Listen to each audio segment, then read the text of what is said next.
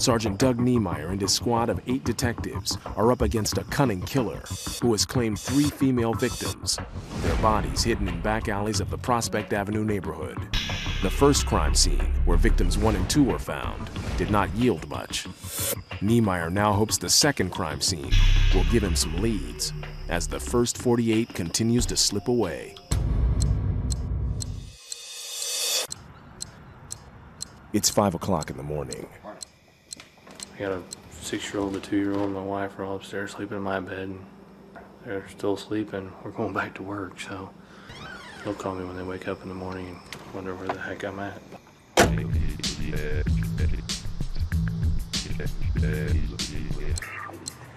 Niemeyer gathers his squad back at the crime scene of the third victim, just 4 blocks away from the garage where the first 2 victims were found. So we're slowly just going to start removing stuff away from her until we can see what we see.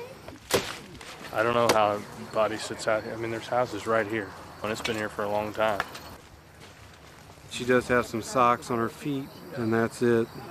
It appears that that shirt is on her. It doesn't look like it's wrapped around her neck.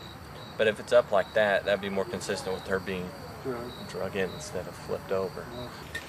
We're going down here to check to see if this is where she was killed, because it's highly unlikely she was killed right there. She was probably killed somewhere else and then placed there.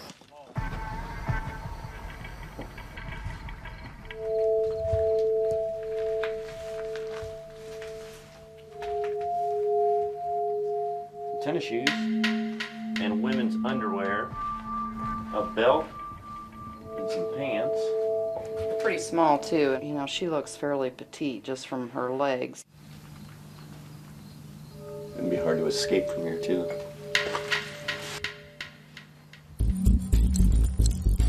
As the first 48 winds down, detectives have 2 crime scenes, 3 bodies, and an unmistakable pattern. The women were killed elsewhere, their naked bodies then hidden behind abandoned houses and covered. But they still have no clue as to the killer's identity. I gotta get some sleep. Buck's gotta get some sleep. Yeah, my contacts are like tiny shards of glass. You want to keep working, but you gotta go home and regroup so we get a focus. We need to start taking control. And right now, the way I see it, him calling in like that, he's taking control of the situation, not us. Let's just hope that he doesn't call us tonight.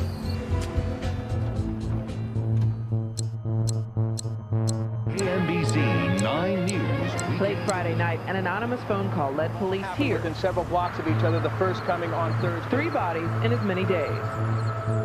20 minutes after the 6 o'clock news, This is 911, can I help you? the killer calls again. There's one on 27th and Olive, and another one is at 24th and Prospect. He directs police to another 2 bodies in alleys just off Prospect Avenue. And that's the one that's been there for a week.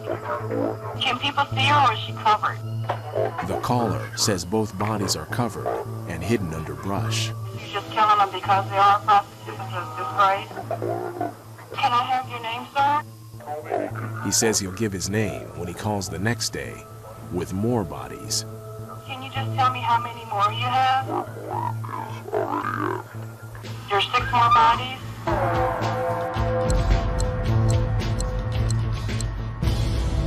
As the first 48 runs out, Niemeyer's investigation is just beginning. It's unbelievable.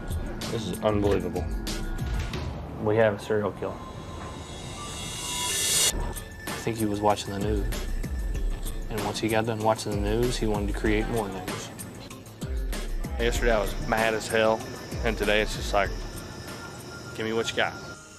Detectives Donnie Hoffman and Jeff Downing head to the crime scene of victim number 4. We go through the backyard, there's a vacant lot, and just right on the other side of the fence